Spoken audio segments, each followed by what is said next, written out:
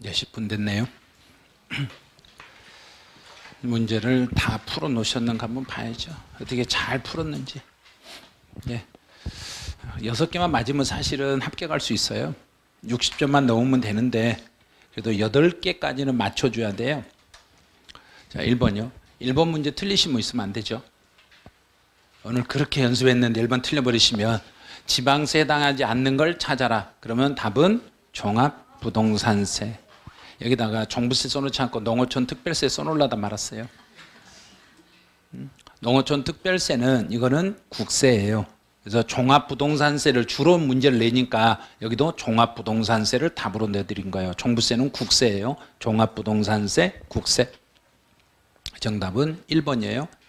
자, 2번 문제를 너무나 많이 틀리셨던데 물납의 규정을 두고 있는 거 분명히 익혔잖아요. 물납은 누구만 가능하다. 재산세만. 재산세만 된다. 지방교육세나 지역자원시설세가 이게 재산세인가요? 재산세 아닌가요?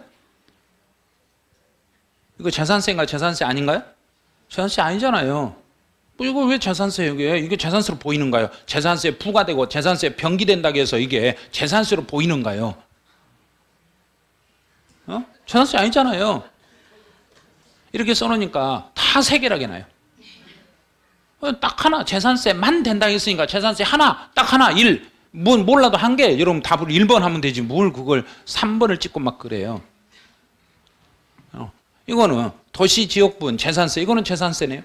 이거 딱 하나 재산세네요. 그래서 디귿번 하나만 돼요. 디귿번만 되고 나머지 건 안 돼요. 재산세에 따라다니는 지방교육세나 지역자원시설세도 이것들은 절대 물납이 안 돼요.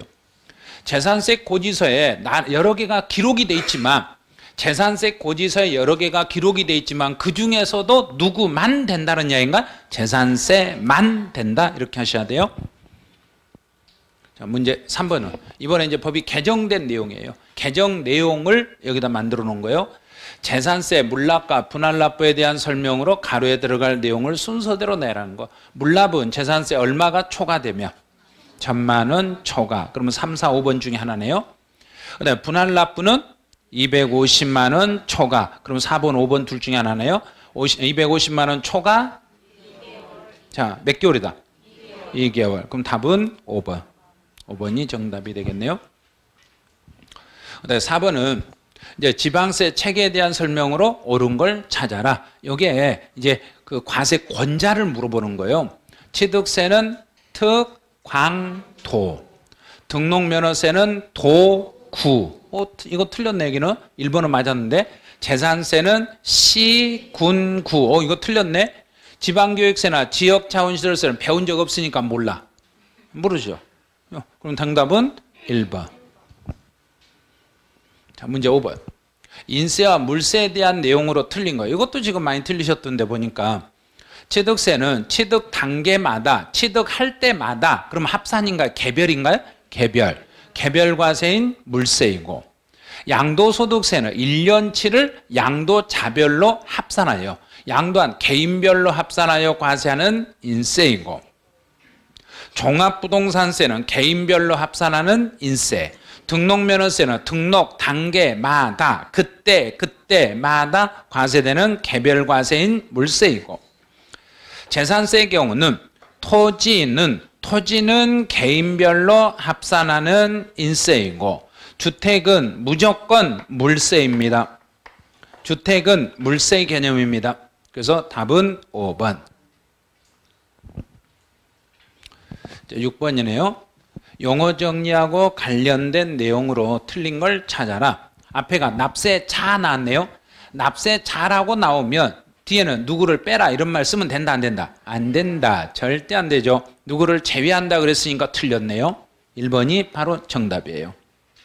납세 의무자가 누구를 제외하라지 납세자는 제외하면 안 돼요. 내 건 남의 건 모두 내는 사람이기 때문에 납세자는 누구든지 다 포함한다. 앞에 연대가 나오면 무슨 글자를 보고 푼다? 동일한. 동일한만 보고 푸시면 돼요. 연대는 동일한만 찾으시면 돼요. 그다음에 체납처분비는 매각을 누군가에게 대행시키는 비용도 포함한다.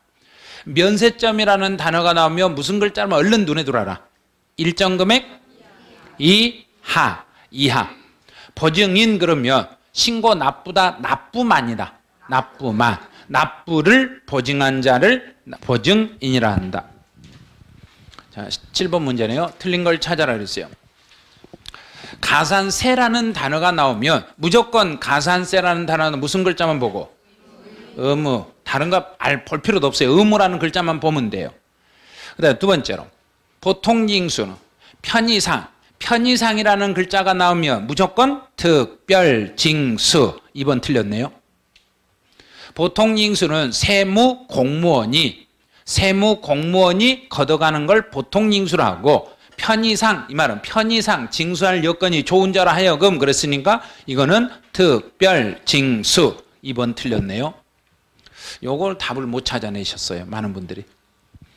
체납 처음에 했던 내용이고, 제2차. 제2차는 가름이라는 글자만 보이면 돼요. 제2차. 과세표준은 세액산출의 기초. 세액산출의 기초가 되는 가액 또는 수량을 과세표준이라고 합니다. 그래요. 1번부터 4번까지 모른다고 5번 찍지 마세요. 이거. 지문이 무조건 5번이 답이 아니에요. 답은 전체 16개 중에서 1번 3개, 2번 3개, 3번 3개, 4번 3개, 5번 3개, 딱 3개씩 나와요. 무조건 5번에다 몽땅 묻혀버린 거 아니에요. 딱 정해지게 나오는데 오늘은 제가 그렇게 안 해놓은 거예요. 그래서 이런 걸 문제 풀 때 모른다고 무조건 5번에다 답을 찍으신 분들이 있어요. 잘 모르겠으니까. 그래서 과세표준은 세액산출의 기초가 되는 수량이나 가액을 과세표준이라고 그래요. 8번이네요. 8번은 요거는 취득세는 취득일로부터 60일 이내, 종합부동산세는 12월 1일부터 15일, 건물분 재산세는 7월달, 토지분 재산세는 9월달, 단 9월 16일부터 30일. 4번 틀렸죠. 그다음에 9번. 9번은 이제 옳은 걸 찾아라 그랬어요. 등록면허세는 고지서 한 장당 세액에 6,000원인 경우에는 징수하지 않는다가 아니라 등록을 할 때는 아무리 적어도 최소 6,000원을 징수하게 돼 있어요. 등록면허세는 무조건 최소 6,000원 징수예요. 자동차세 고지서 한 장당 세액이 2,000원인데 2,000원짜리는 징수 안 한다? 한다. 한다. 2,000원 미만이면 징수 안 한다 있잖아요. 미만. 2,000원짜리는 징수한다. 그럼 취득세는 취득가액이 50만 원이었을 때는 부과한다? 안 한다? 안 한다. 그럼 답은 3번. 재산세는 2,000원짜리니까 징수한다. 똑같네요. 여기 또 2,000원짜리니까 징수한다. 무조건 다 지방세는 2,000원짜리는 징수한다. 2,000원 미만이면 징수하지 않는다. 이제 10번 문제네요. 조세 보유과세에 속하는 무슨 세를 골라라? 지방세를 골라라. 그러면 지방세라고 했으니까 재산세는 지방세, 종합부동산세는 국세, 농어촌 특별세도 국세, 지방교육세는 지방세, 또 지역자원시설세도 지방세. 그럼 기역, 리을, 미음. 답은 4번. 지방세를 고르라겠어요. 국세까지 고르신 분이 있었어요. 보니까. 보유과세만 보고 너무 쉬운 문제라고 생각해서 그냥 보유과세, 지방세, 재산세하고 종부세 이렇게 해놓고 지방교육세 동그라미 쳐놓고 농어촌 특별세는 국세라겠지. 그리고 농특세만 싹 제끼고 기역, 디귿, 리을 이렇게 해서 3을 3번 이렇게 찍으신 분이 있었어요. 예? 실제로 종부세가 국세라는 걸 그렇게 강조했잖아요.